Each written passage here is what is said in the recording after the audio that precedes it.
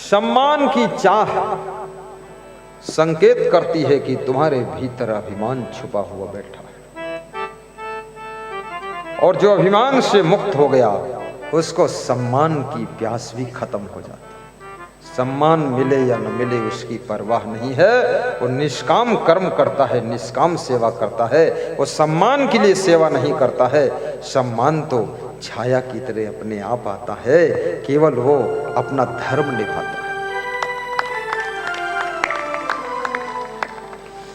उन्नति का साधन सेवा है, जिससे ही आत्म शुद्धि होती। सीता जी तीनों सासुओं की सेवा करती थी। शाम को जाकर के तीनों राजमहलों में कैकेयी, सुमित्रा, कौशल्या के पैर दबाती थी। इसमें कितनी बहुएं हैं जो अपने सासू के पैर दबाती है?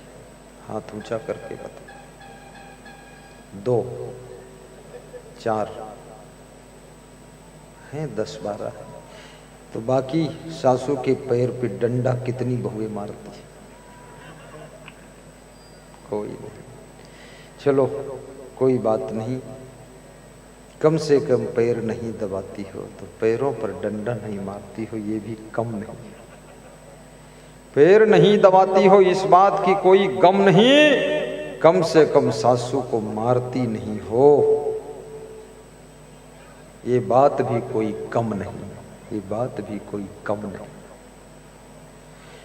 कितनी बहुएं हैं जो अपने सास ससुर के पैर छूती हैं? जरा हाथ उठाकर बताओ। अरे बहुत छूती है महिलाएं। कितनी स्त्रियां हैं जो अपने पति के पैर छूती? हाथ उठाओ, नीचे कर लो। 50% है। कितनी पति हैं ऐसे जो अपनी पत्नी के पैर छूते?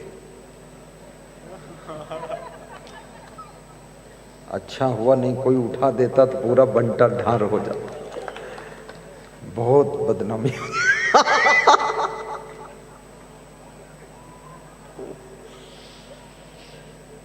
आज से एक ही संकल्प ले लेना, मूर्ति के तुम पांव छूते हो, हाथ जोड़ते हो। ये जीती जागती मूर्ति तुम्हारे माता पिता, सास ससुर, पति, बहन, बड़ी, बड़ा भाई, इनके पैर छू लिया करो, चाचा के पैर छू। इससे प्रेम बढ़ेगा। मैंने वही बताया ना, प्रेम घट रहा है इसलिए ये सब घट रहा है, संवेदना घट रही इसलिए ये सब घट रहा है, अहंकार बढ़ रहा है इसलिए मन पैर छूने का होता ही नहीं। कितने लोग बीए पढ़ लिए तो उनको इतना अहंकार है कि हम बीए पढ़े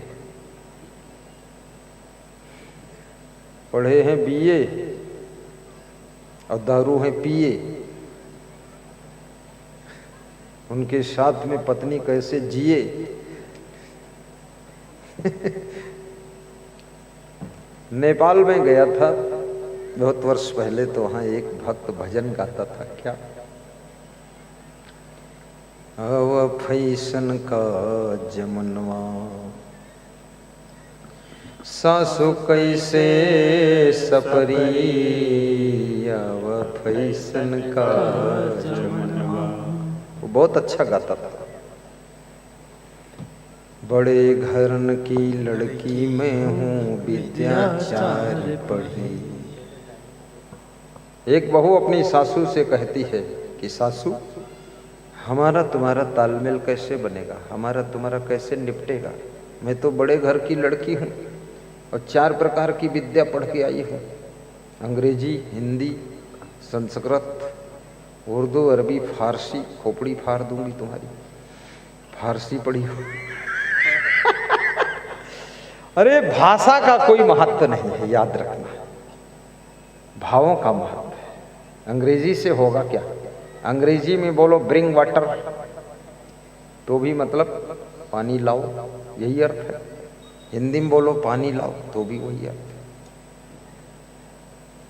है। भाषा भी सीखो, लेकिन भाषा के अभिमान में कहीं तुम्हारे भावों की मृत्यु न हो जाए, इस बात को भी ध्यान रखना। तो क्या बोल रही हो? बड़े घरन की लड़की मैं हूं, विद्याचारी पढ़ी। तो सासू खुश हो गई कि बड़े घर की लड़की मेरी बहू बन गई, 4 विद्या पढ़कर आई, अब मुझको भी 2 विद्या सिखा देगी। फिर आगे जो बोला बहू ने वो खतरनाक है। अरे लगी कहारिनी हमरे घर मां, कबहू न काम करी,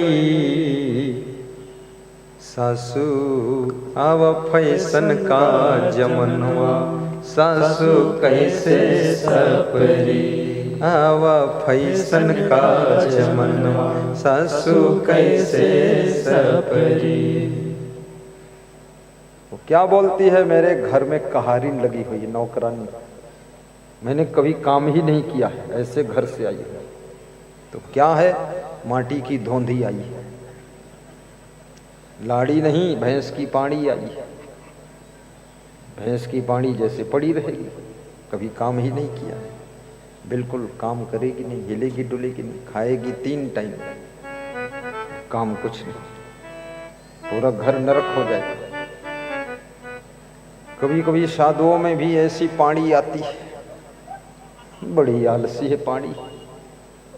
हमारे साथ तो मैंने 3 दिन में पानी को विदा कर देता हूँ कि निकल पानी, यहाँ गुंजाइश नहीं। भैया गुरु को क्या करोगे?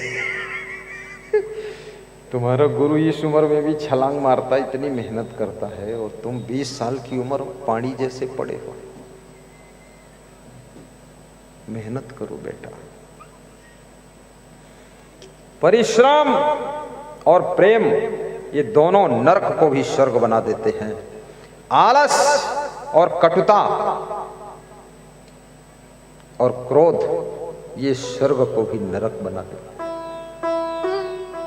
जहां जहां आलस है वहीं वहीं नरक है, जहां जहां क्रोध है वहीं वहीं नरक है, जहां जहां लोभ है वहीं नरक है, जहां वासना का साम्राज्य फैला हुआ है वहां रौरव नरक है, और जहां उपासना का प्रभाव है, जहां भोग नहीं भक्ति का महत्व है, वहां कांटों से भी खुशबू आने लगती है, कांटों में भी कोमलता पैदा हो जाती है।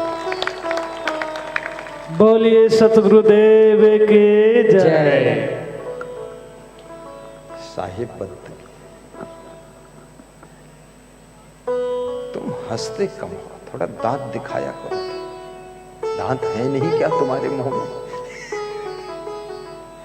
हाँ, होठे खोली रखो।